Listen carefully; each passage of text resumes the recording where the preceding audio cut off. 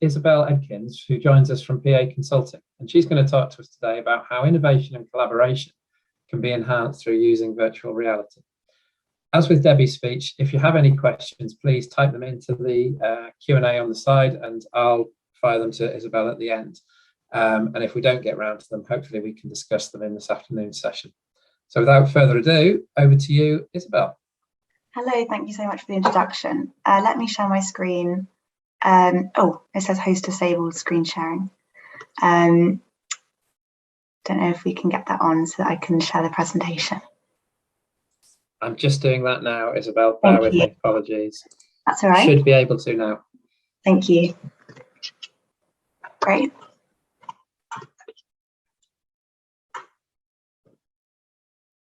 Great, can you all see the PowerPoint?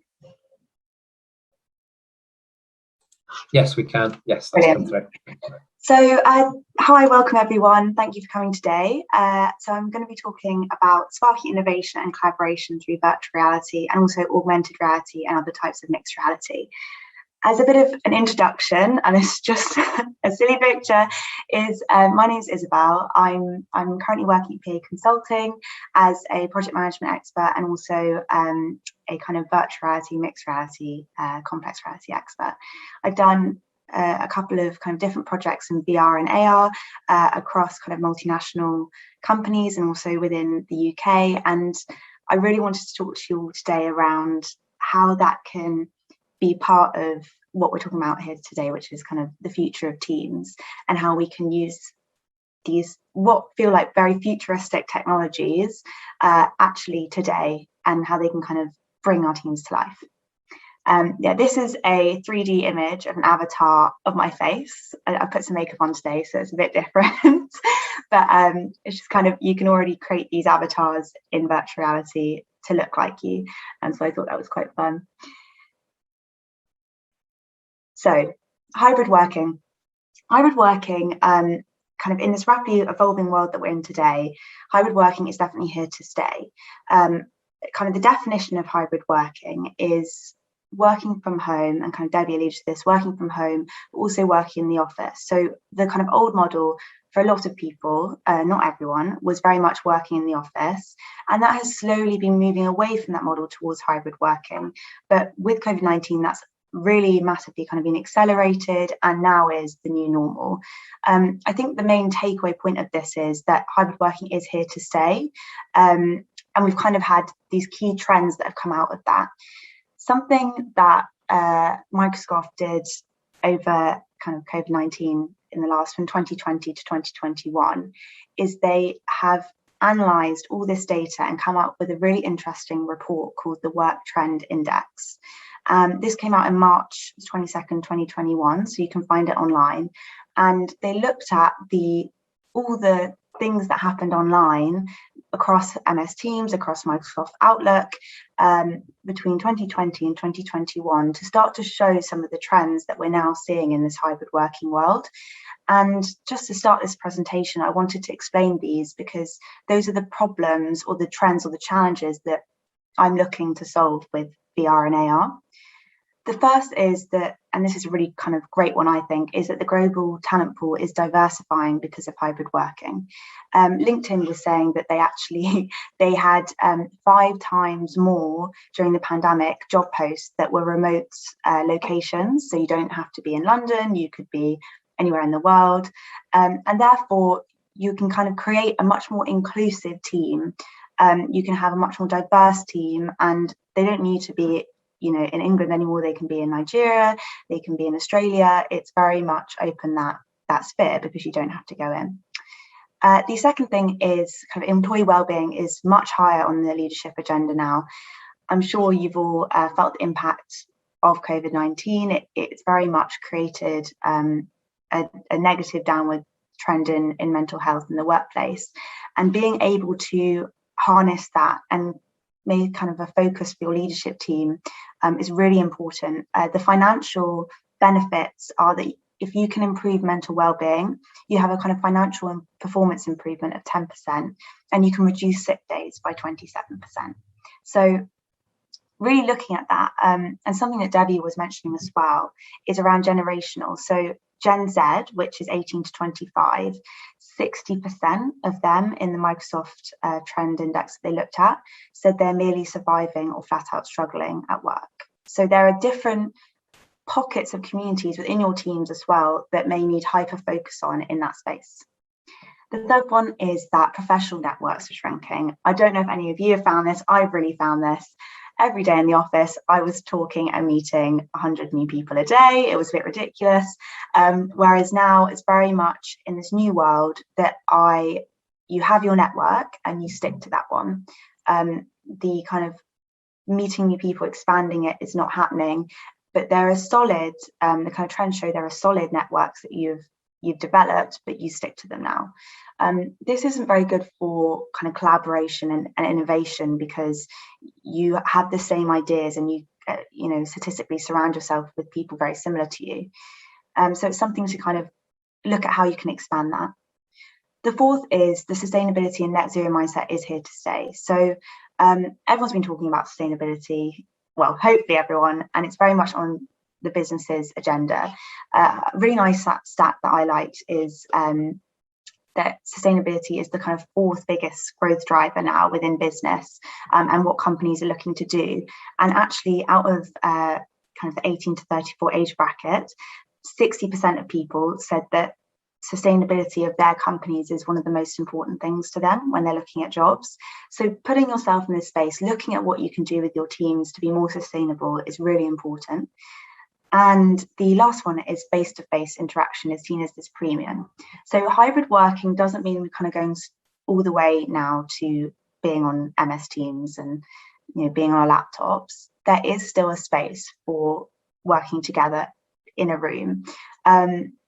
What that kind of, all the kind of studies I've looked at show that the more you collaborate in a room, that's where the innovation happens. That's where the new thinking happens. On MS Teams, when you're kind of working on laptops, you can continue doing the same thing. But when you're kind of in that space together, that's where the new ideas come from. So it's really important to harness that too, and look at how you can do that even when maybe you can't meet each other in real life. So that's kind of what I want to explore today.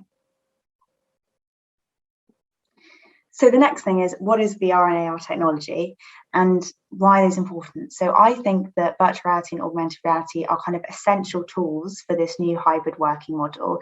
And the important thing is they are ready to use now. Just to explain a bit about them, because I had no clue what they were before I started using them. Virtual reality this is a headset, an Oculus Quest 2. It's a kind of 360 immersive world. So you put the headset on and you can't see anything except in the real world, except this full virtual world. So your imagination is kind of there's endless opportunities with this. Whatever you can create, it's almost like a game. You're in a game that can be created. So you are an avatar, someone else can be an avatar. You can shake hands, even though in reality you're in your bedroom. This, hopefully some of you are seeing this on your kids' kind of Christmas lists. This is very much a commercially viable option. It's £300, the Oculus Quest 2, which Facebook created. And it's very much, children are using it now all the time. But it also has a big place in companies. And I mean, compared to kind of a plane ticket or something, £300 to kind of meet everyone in VR is, I argue, pretty kind of, you should just do it. Kind of the history of this is that it started, the Oculus Quest 2 was started in 2010. An 18-year-old came up with the idea. It was bought by Facebook in 2014, I think, for $2 billion. So that's how large this industry is growing and how new it is. It's been said to be worth 20.9 billion by 2025. So your team should be getting on this anyway, really, because of the potential that it can have for you and also your clients. The other side is augmented reality, and as the picture shows, it's a little different. This is a Microsoft HoloLens. So it's basically, you put it on. The embarrassment of putting it on, I'm not going to do. And it's glasses, which mean you can see the world around you. So I can still see this world.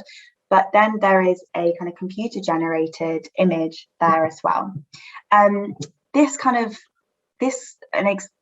way to explain this of how this started is actually they started using it in 1998 for the first live NFL game, where when you see, a footballer kick a ball into a goal and they draw over the top of it the line of where the football went, that can be seen as a type of mixed reality AR, where you're putting on virtual objects onto real life whilst it's being live streamed. I mean, now it's used very much by kind of people around the globe, and in the kind of 2000 to 2010 era, it really had a lull. But these are a lot more expensive. These are £3,000, and they're much more used kind of in a commercial setting because they're not as commercially viable for homes. But I do believe it kind of goes VR and then to AR, because having that mixed reality is really important. So these two things are kind of showing that this is here now already, and it can help you with hybrid working in your teams. It can really add value, and to kind of bring this to life, something that maybe you will not even have known was this is, for example, IKEA, but I also know B&Q do it, Wix home stores. If you buy or looking to purchase a sofa from IKEA, you can put it on your phone, and this is called mixed reality, and then look in your room with the camera, and it puts the sofa in your bedroom or in your room, so you can see what the sofa would look like in your room. It's not actually there, but you're imposing that image on.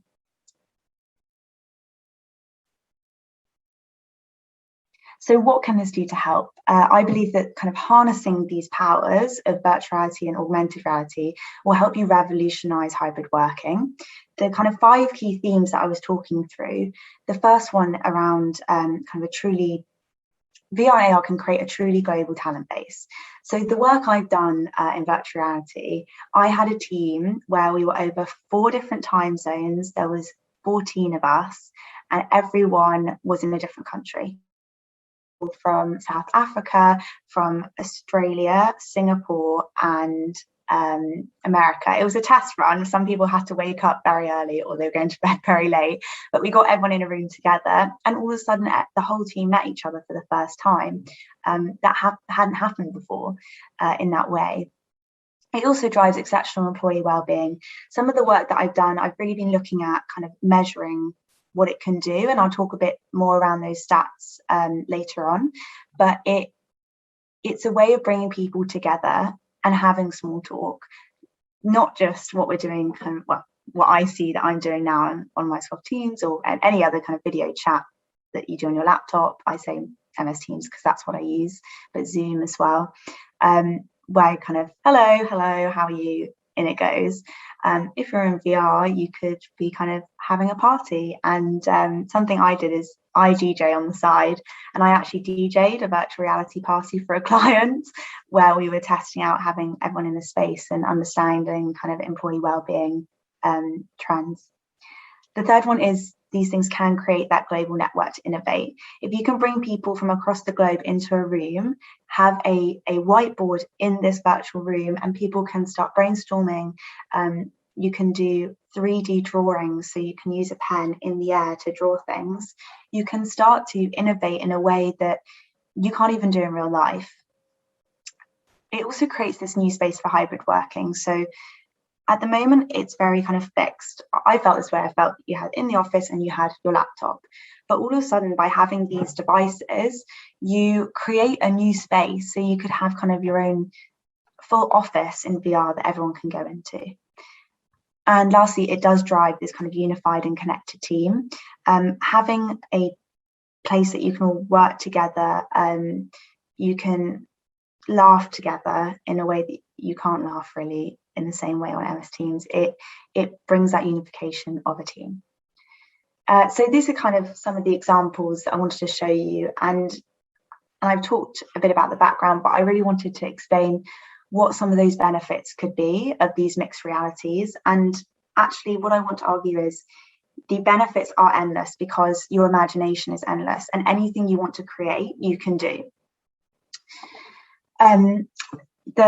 The kind of key things that I see and things that are exciting that I think linked to some of the work that hopefully we talked about today is you can increase team collaboration and innovation by managing your teams in VR and AR. A really exciting piece of work I did is we did a test of doing all the stand-ups, all the scrums, in virtual reality in the morning. So at 9 a.m, when you normally have your 9 to 9:30 stand up on video chat, we got everyone to put the headset on and go into VR.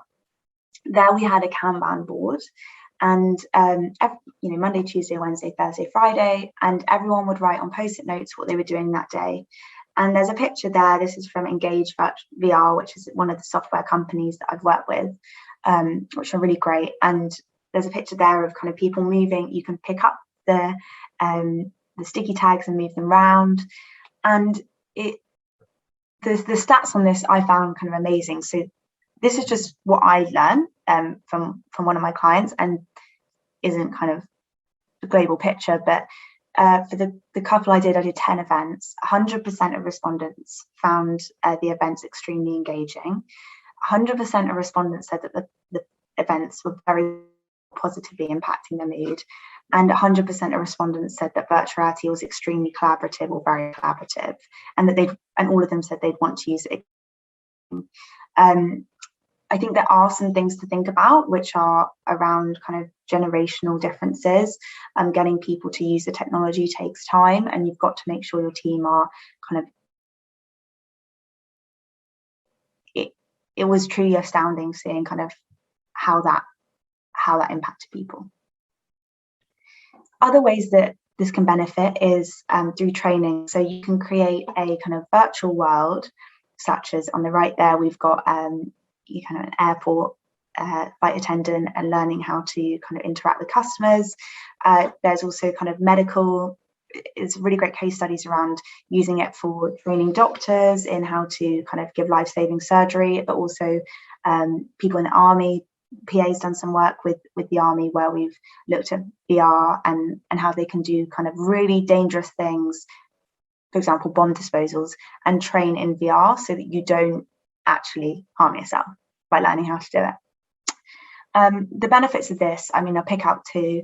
It's 4 times faster, the training in the classroom. So it's, in terms of a financial point of view, it makes sense. But also it's kind of those skills long term with this is mainly VR, but you can do it with AR. And the skills long term, because you can practice again and again by just putting on your headset. People, this is kind of from PwC studies that I was looking at, people are 275% more confident to apply those skills in real life. So you're not only saving money, you're not only making it faster for them, you're not only kind of creating that more emotional connection to the material, but also longer term, it's just going to benefit everyone better because they've learned better. A really exciting example that I just wanted to bring in as well was around a VR campus. And this is an idea that I always try and kind of explain to people because it excites me so much, is this idea of creating a full campus in virtual reality for your workplace. So if you have an international team or even a team across, the nation, imagine kind of not having to go into the office because you can go into a virtual office where you can walk around, you can meet people, buy a water cooler for a chat. I had a really great experience. So Facebook worked with Engage VR on Facebook's campus. And I got to kind of walk around what that looked like. And this is something that Facebook use across their team. And there was even, they said, a person that was employed in real life to sit at a virtual reality help desk in VR to help you if you had any questions. So you can up to them and be how this works. So this is a new space for your team. There's something as well that I also wanted to bring up around AR, because augmented reality, you can live stream things. So it means it can really improve manufacturing performance, and you can do rapid diagnostics across kind of live streaming. MS Teams, you can live stream what you're seeing to other people. This doesn't only just have benefits in terms of saving money, but it's also cost avoidance. You can kind of live stream a process, understand where the problems could be before they happen. And, if something goes wrong on the manufacturing line and it takes 3 hours for drive there to help understand the problem, if you can just live stream it straight away to Bob, you're cutting out 3 hours of time, which saves money. So this one, I think, this is one of the key studies, and for kind of manufacturing teams and supply chain teams, that I think straight away makes AR really financially viable. You know, it's £3,000, but I mean, you can be saving hundreds of thousands of pounds. And this is one that I did with one of my clients. So we've talked about kind of the benefits and what VR and AR are, but where can you sit within this space? And I've used a really cheesy analogy, but basically the wave is coming. So virtual reality and augmented reality are here to stay. They're already in shops for kids to buy, but they're coming to your teams. So if you can ride this wave, get your teams involved, get them to understand the software, understand the hardware, you will be on that journey, and you will therefore have the benefits before other teams do.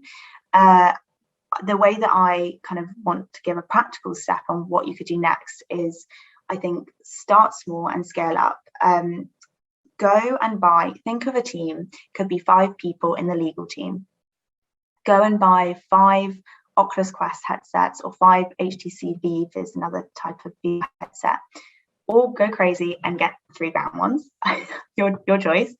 And then download 2 that I find really great are Engage VR as a software, or Spatial. Spatial is really good as well as a software. And just have a play around with your teams with it.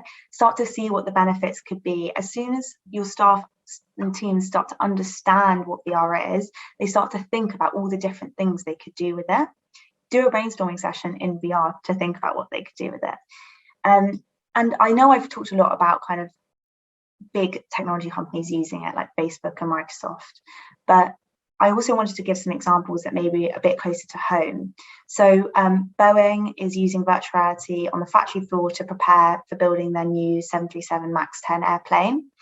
BAE Systems is actually developing their own AR glasses to kind of map how they can bring it all together to help across kind of the security sector. And EDF Energy I say EDF Energy, so many companies doing it now, using virtual reality for a lot of their kind of recruitment.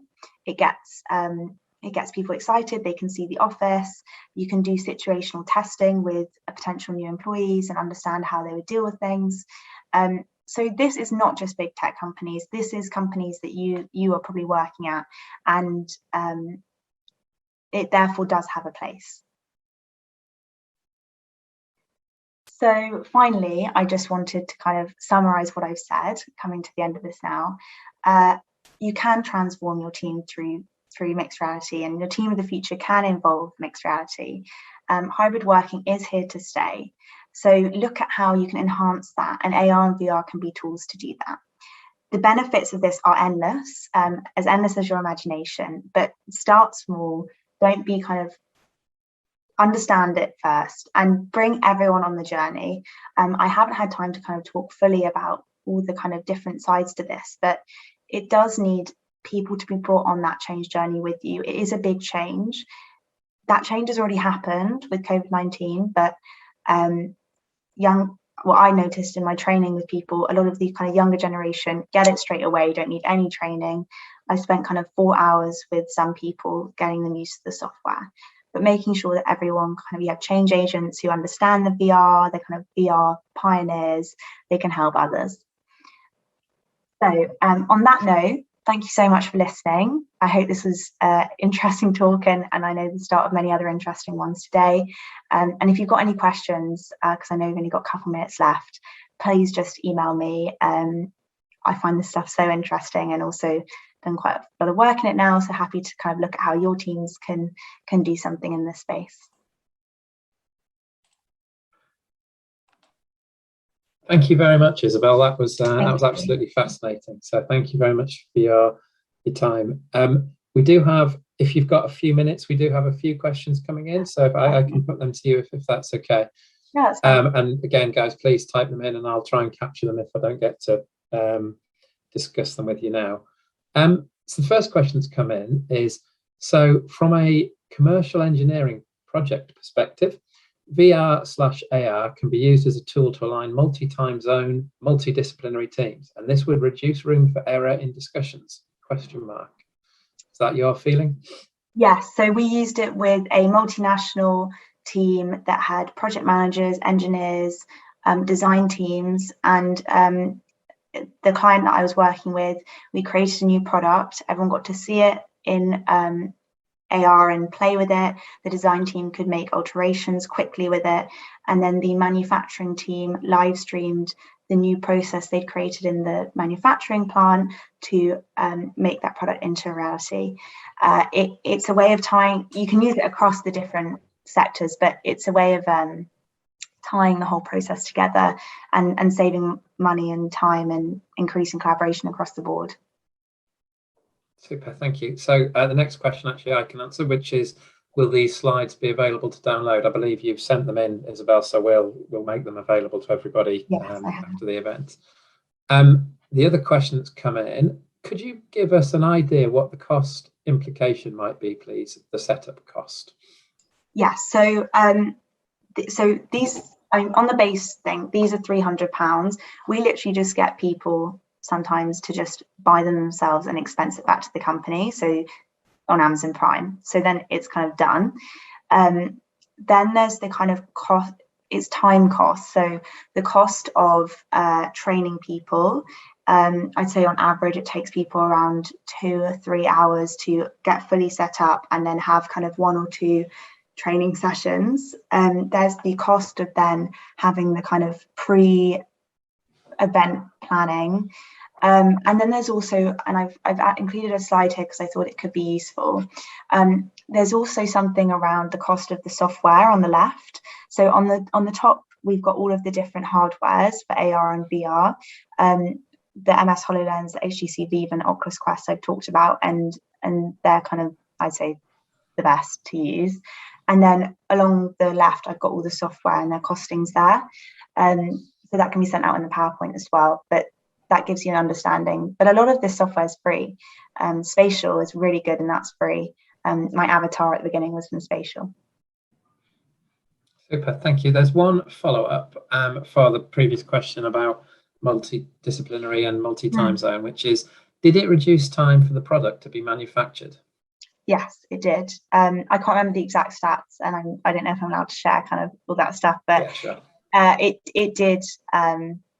It has never not massively decreased time, money, and increased collaboration. That's why I think VR is great in terms of time and money for training, and I think AR is great in terms of time and money saved on that kind of manufacturing process point of view. Super, thank you very much. And I think we're pretty much bang on time, so thank you very much for that speech. As I say, that was really insightful and really I found fascinating. So thank you. And as I said, if you didn't get a chance to have your